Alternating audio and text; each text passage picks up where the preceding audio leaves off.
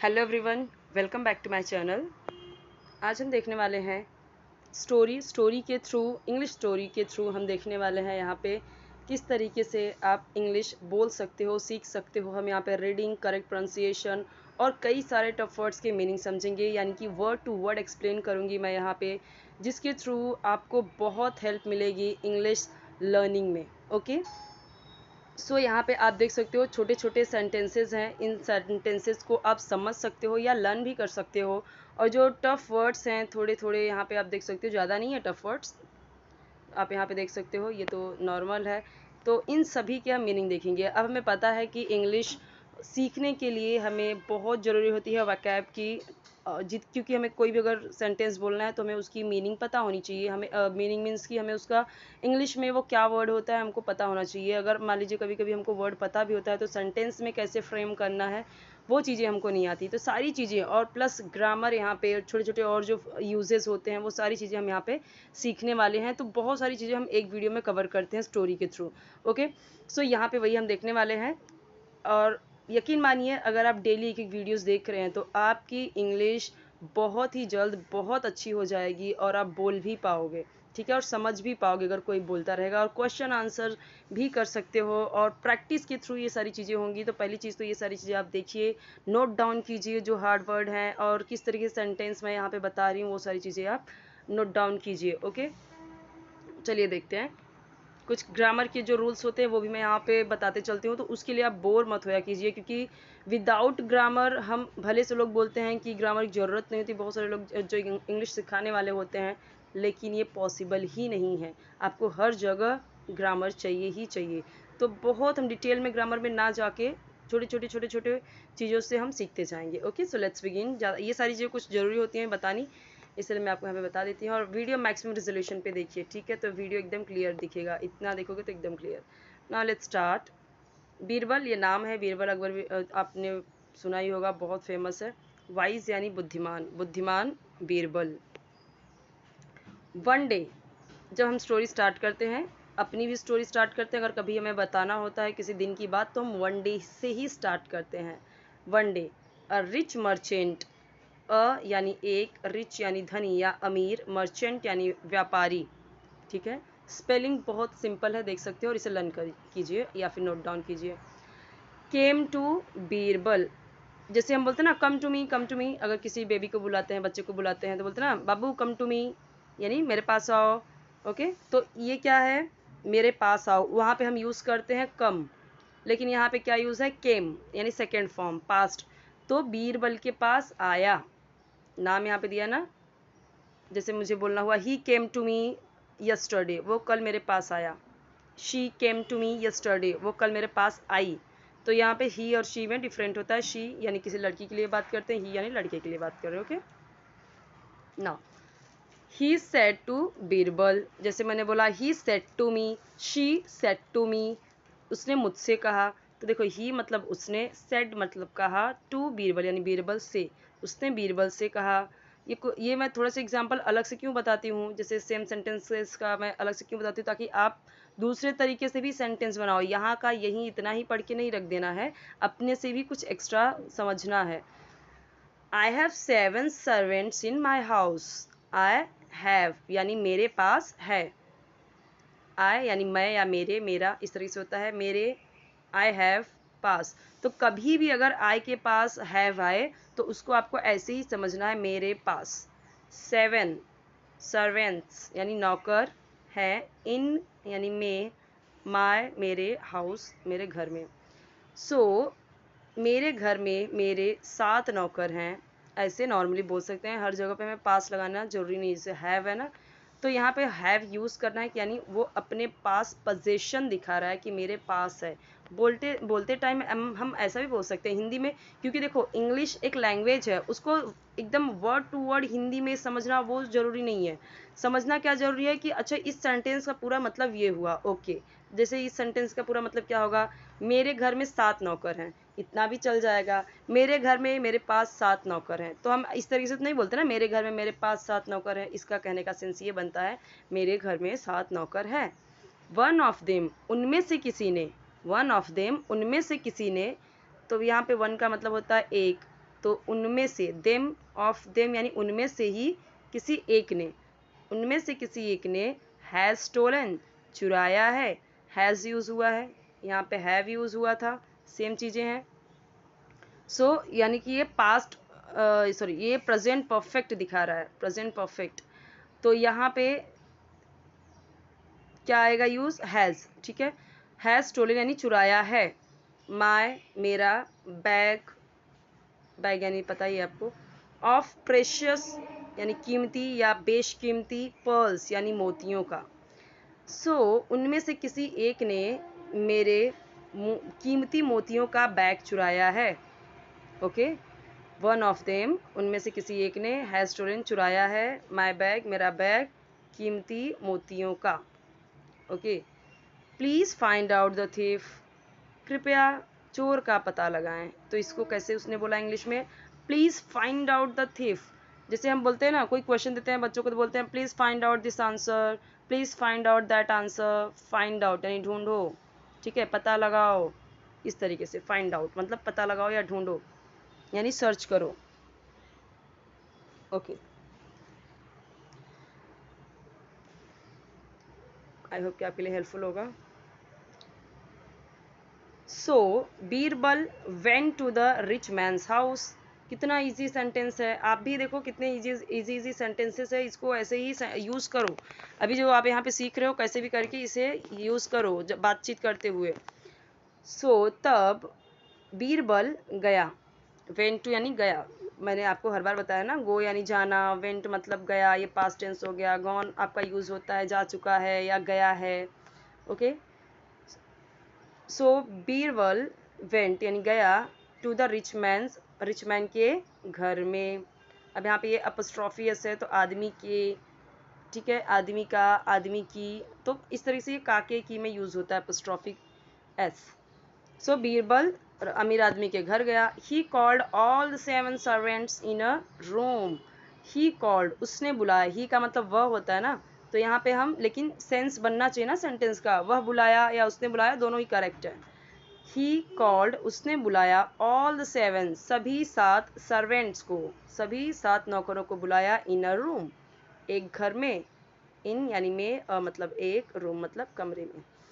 He called all 7 servants in a room, उसने 7 नौकरों को एक रूम में बुलाया। अब एक चीज़ और बता दूं मैं आपको, यहाँ पे इंग्लिश सीखने के लिए, जब सब यहाँ पे रूम है, अब कमरा होता है हिंदी में, तो आप कमरा कमरा क्यों बोलोगे, आप डायरेक्ट रूम बोलिए। सर्वेंट्स नौकर जो होता है उसको डायरेक्ट आप सर्वेंट्स बोलिए। तो धीरे धीरे आपको क्या करना है, हिंदी के वर्ड्स को इंग्लिश के वर्ड्स से रिप्लेस करना है, ठीक है, उसकी जगह पे रिप्लेस यानी आपको हिंदी की जगह पे उस इंग्लिश के वर्ड को यूज़ करना है। He gave a stick to each of them. He gave उसने दिया, अ यानी एक, स्टिक यानी छड़ी या लाठी या लकड़ी कुछ भी समझिए, स्टिक, ठीक है। टू ईच प्रत्येक को, टू ईच वन यानी प्रत्येक को, ऑफ देम उनमें से। सो उनमें से सभी को एक एक स्टिक उसने दी, किसने, बीरबल ने। ही गेव अ स्टिक, उसने स्टिक दी, to each one of them उनमें से सभी एक एक को स्टिक दी। देन ही सेड, देन यानी होता है तब या फिर, इस तरीके से तब भी बोल सकते हैं। तब उसने कहा, फिर ही सेड उसने कहा। अब देखो सबके नीचे उसका मैंने आंसर लिखा हुआ है। These are magic sticks, magic यानी जादू की, स्टिक्स यानी छड़ी, दीज यानी ये, बहुत सारी स्टिक्स दी है ना तो इसलिए दीज यूज हुआ है, ठीक है। अगर बोलता दिस तो यानी सिर्फ एक की बात करता। दीज आर, और दीज यूज हुआ है तो उसके साथ आर यूज होगा क्योंकि प्लूरल के साथ आर यूज होता है, ठीक है। अगर दिस एक ही होता तो बोलता दिस इज मैजिक स्टिक्स, यह एक मैजिक स्टिक है। किसने क्या बोला, दीज ये, या ये सभी, आर हैं, इसका भी मतलब है होता है लेकिन वो सिंगुलर के साथ होता है। यहाँ पे कई सारी हैं इसलिए आर यूज हुआ है। मैजिक यानी जादू की, स्टिक्स यानी छड़ी, ये जादू की छड़ी हैं या जादू की लकड़ी हैं या जादू की लाठियाँ हैं। स्टिक्स बोला है ना, यहाँ पे स्टिक था तो छड़ी या लाठी या लकड़ी एक हुआ, यहाँ पे प्लूरल हो गया यानी कई सारी हो गई। Just now all these sticks are equal in length. Just now अभी, ऑल दीज ये सभी, ठीक है, दीज यानी ये, ऑल यानी सभी, ये सभी स्टिक्स लकड़ियाँ आर इक्वल बराबर हैं इन लेंथ लंबाई में, लेंथ यानी लंबाई होता है, इक्वल का मतलब बराबर होता है, स्पेलिंग लर्न कीजिए, नोट डाउन कीजिए, इक्वल यानी बराबर, जैसे हम बोलते हैं ना इक्वल टू, ये तो इक्वल यानी बराबर, इन लेंथ लंबाई में। तो ये सभी अभी ये सभी जो लाठियाँ हैं वो लंबाई में बराबर हैं। Keep them with you and return tomorrow, keep them with you, अपने साथ रखो इन्हें, ठीक है, इतने का ही मतलब हो गया, इतना ये याद कर लीजिए।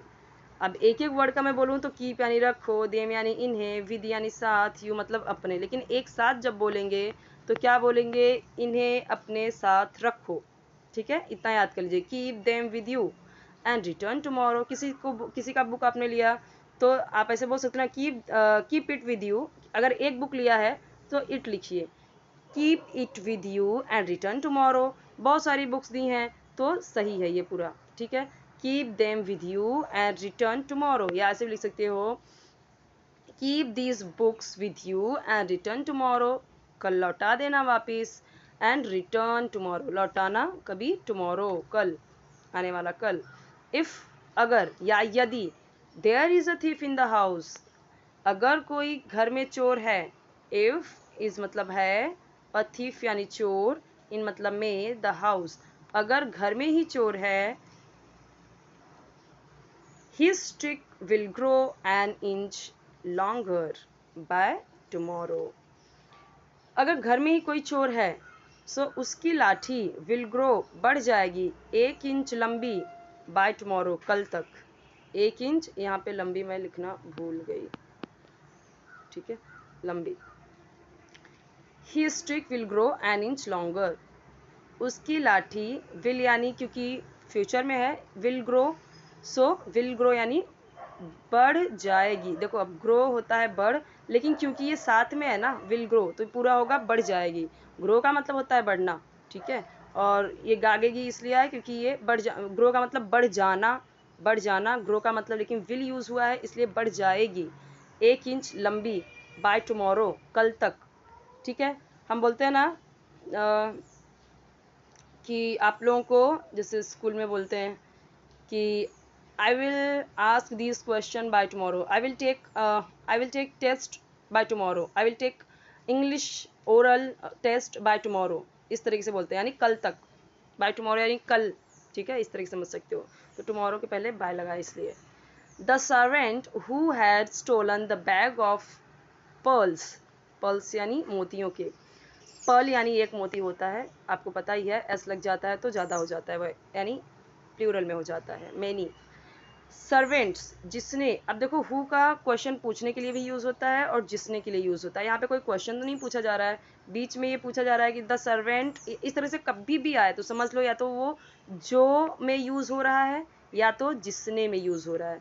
द सर्वेंट जिसने हैड स्टोलन चुराया था, द बैग ऑफ पर्ल्स मोतियों वाले बैग, वॉज स्कैर्ड वो डर गया था, वॉज स्कैर्ड यानी डर गया, डर गया इतना बोल दिया चलेगा, था लगाने की जरूरत नहीं है, लगा दिया तो कोई बात नहीं, okay. The servant who had stolen the bag of purse was scared, जो वो चोर जिसने बैग चुराया था मोतियों भरा वो डर गया, ही थॉट उसने सोचा, हम अक्सर, मैं आपको हर वीडियो में बताती हूँ ये छोटे छोटे फ्रेजेस, छोटे छोटे सेंटेंसेस आप खुद भी बोलिए।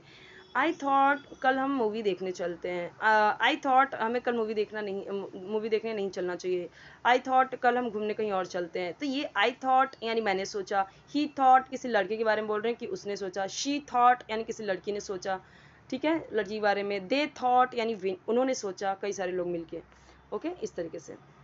If I cut a piece of 1 inch from my stick, I cut अलग आएगा, ये कट अलग है और अलग है, ठीक है, आई कट अ पीस, अगर मैं एक पीस काट देता हूँ, 1 पीस ऑफ 1 इंच, अगर मैं 1 इंच यानी एक टुकड़ा इसमें से काट देता हूँ, फ्रॉम माई स्टिक मेरी लकड़ी में से, फ्रॉम से, माई यानी मेरे, इंच मतलब इंच ही होता है, 1 मतलब एक, पीस यानी टुकड़ा, कट यानी काटता हूँ, ठीक है, और यहाँ पे है ना ये इसमें मिक्स हो गया है वो अलग आएगा, कट तो एक इफ़ का मतलब यदि या अगर।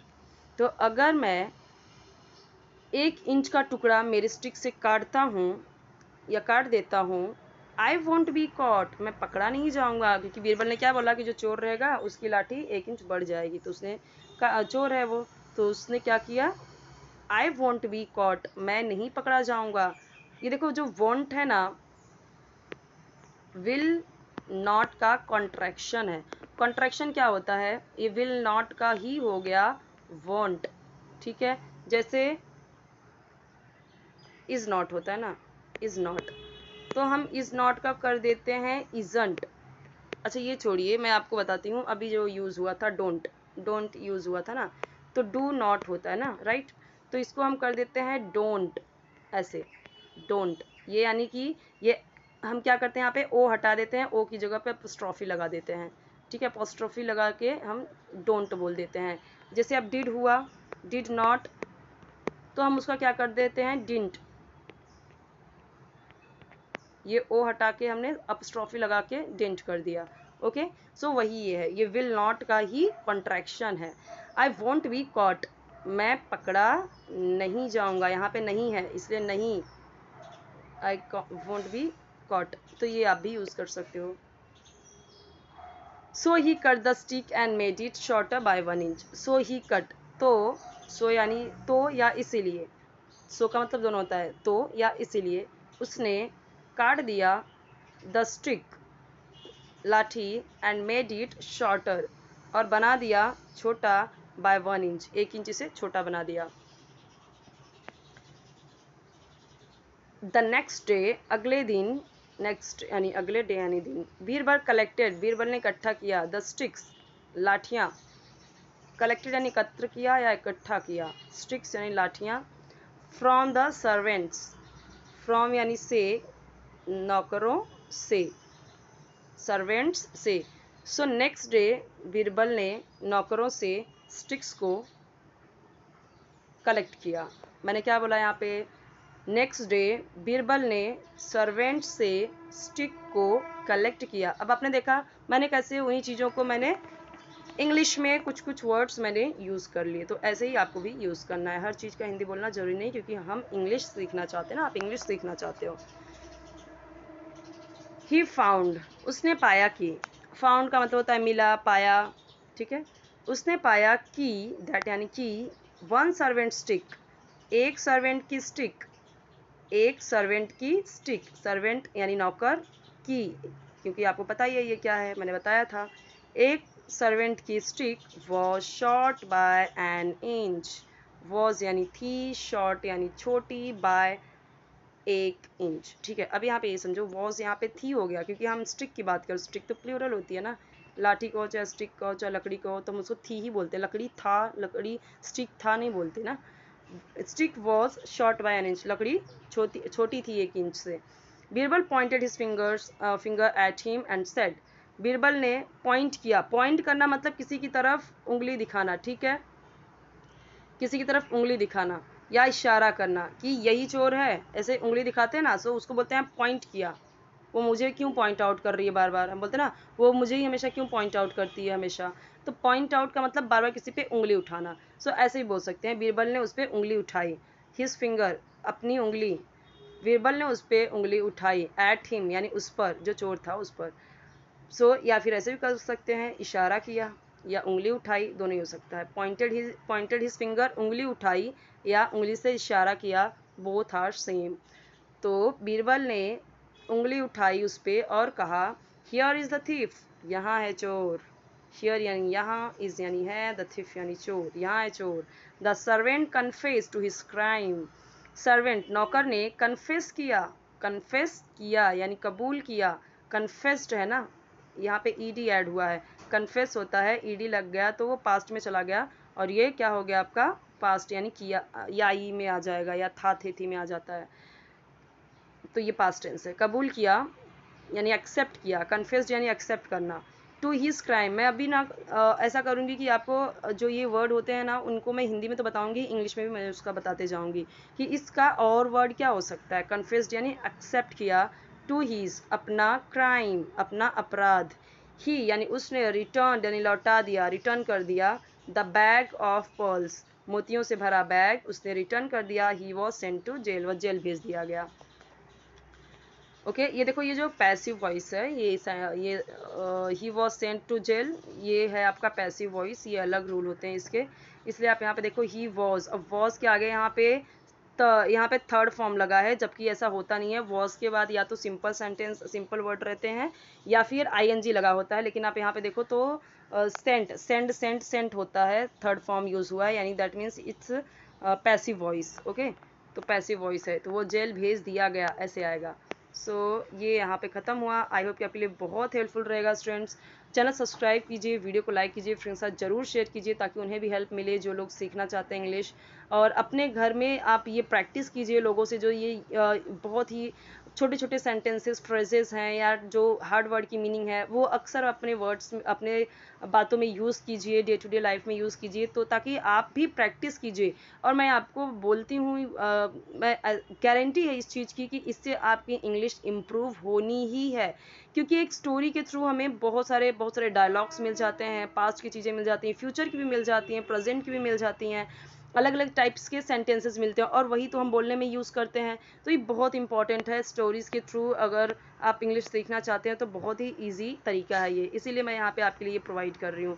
ओके 2 प्लेलिस्ट है, इंग्लिश स्पीकिंग कोर्स का एक और एक मिलेगा आपको इंग्लिश शॉर्ट स्टोरीज़ करके, इंग्लिश स्टोरीज़ करके, उसे देखिए। दोनों ही प्लेलिस्ट चेक कीजिए, दोनों ही बहुत इंपॉर्टेंट है आपके लिए।